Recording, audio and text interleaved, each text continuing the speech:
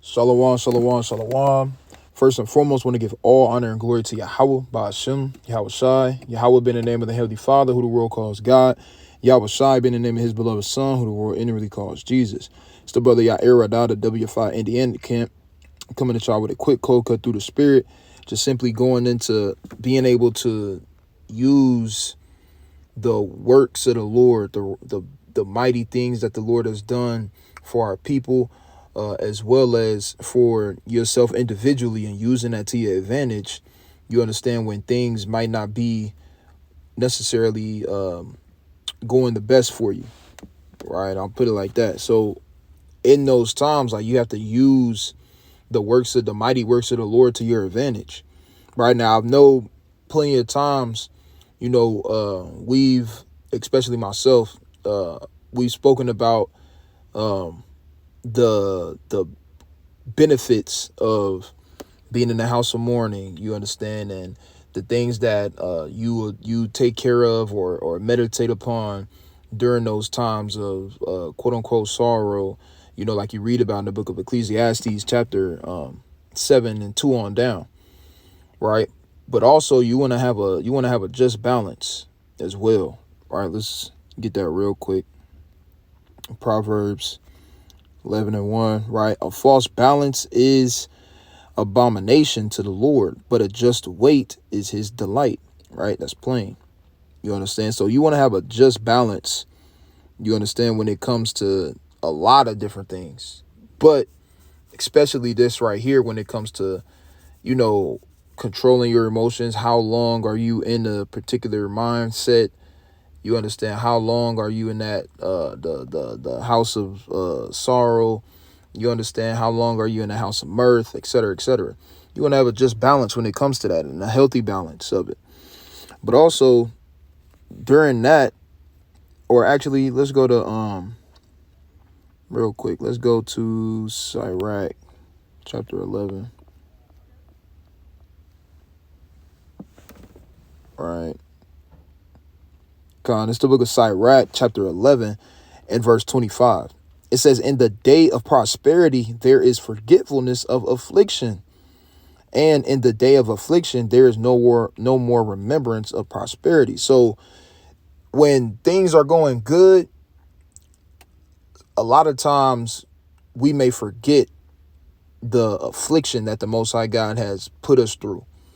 And what I mean when I say that is, we may be in mirth and gladness and so on and so forth, but that mirth and gladness is blinding us from the fear of the Lord, or can blind us from the fear of the Lord at times if you're not prudent. You understand? If you're not staying in the spirit, that can blind you from, you understand, the ways and the afflictions of the Most High God that he can place upon you if you're not, being watchful. And I'm not necessarily talking about the prophecies. I'm saying being watchful for these spirits that can creep up on you. You understand? Spirit of pride, arrogancy, lasciviousness, concupiscence. You understand? Being high-minded, covetousness, whatever it may be. It could be anything. But when you in that spirit of prosperity and so on and so forth, that could kind of blind you from that, right? But and vice versa, like we just read here, it says, in the day of prosperity, there is a forgetfulness of affliction. And in the day of affliction, there is no more remembrance of prosperity. So vice versa, you could be down and out, or in the house of mourning and sorrowfulness. And that could get you to if you so down into that, that could make you forget about all the mighty things that the Lord has done for you. All the situations he's brought you out of, all the things that he's increased you in. You understand that, and it could, if you get blinded and you never think about those things that the Lord has done for you, it can put you in a state, you understand, of just a state of limbo, of lacking faith, you low in the spirit, so on and so forth. But you gotta, like I said, you gotta have a just balance. You have to know when is enough, when to mash the gas down, when to let off the gas. You gotta, and you know yourself more than, anybody else does. right? But I'm going to drop down to verse 27, right? It says, the affliction of an hour maketh a man forget pleasure, and in his end his deeds shall be discovered. So on one hand, if you going through affliction, it can make you forget the good things that the Lord has done for you. You understand? It can make you forget, the things that he's put in your corner for you.